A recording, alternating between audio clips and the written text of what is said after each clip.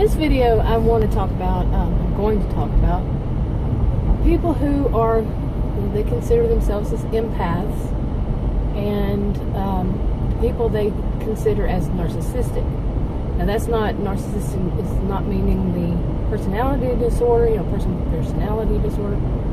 These days we use it very often, maybe far too often. Just basically it's one word to describe people who are just bad to the bone, plain and simple. People like that. But I want to, talk about money, concerning the differences between the two, and money. Okay, I meant to say as it relates to money. And we all know that, we probably all have heard, money is the root of all evil.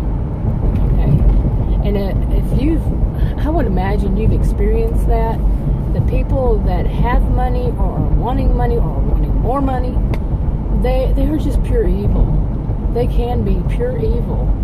And they really do not show any empathy whatsoever in how they go about getting money. And no matter what they have to do to other people, it doesn't matter to them. They want that money. Now, as I see people who consider themselves as empaths are like the total opposite. Now, I could be totally wrong about this, but I have never known a person who has these kind of qualities that people usually define as a person being an empath. I've never known them to be money motivated. I know I'm not. I have never been money motivated to do much of anything except survive.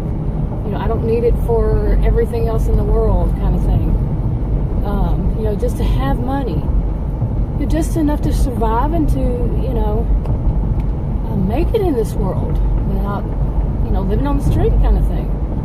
But the people I have known, and I have known way too many, really way too many, who have money or are wanting it or more, like I said. It's such an obsession. We know that. It's such an obsession with them that, like I said earlier, they'll do anything. It doesn't matter. Okay. So, what about you? Do you see yourself as that way, that, you're not money motivated?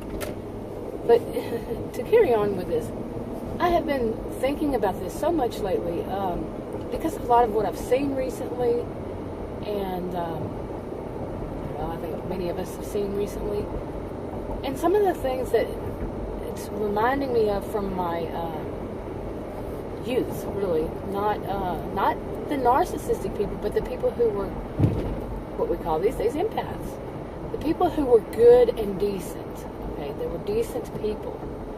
They really didn't, they didn't live lavishly. They lived comfortably. Some didn't live so comfortably. And their focus was more on their spiritual side and other people,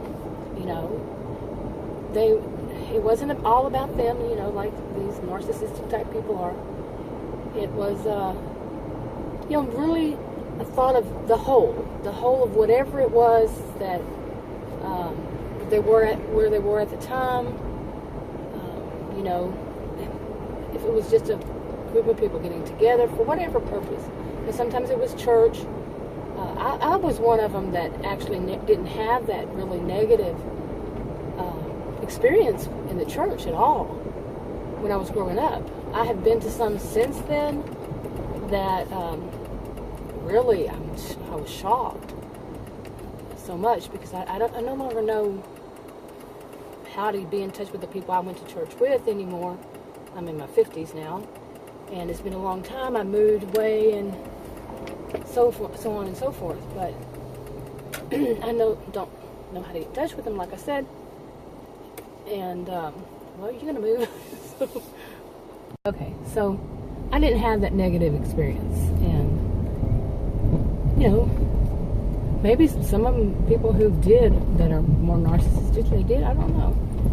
But that's not what this is about. This is more about, that whole difference between people who are, who have money and do not have money.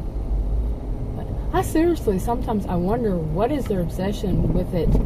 Especially, I understand what their obsession is with it to a degree, but if you listen to some of them, not all of them, they will talk about that their future, their retirement, or when they get older, that they have to have that money then. What do they think, really? I mean, I can understand people being, concerned about their retirement years, not having enough money, especially these days when you hear such talk. But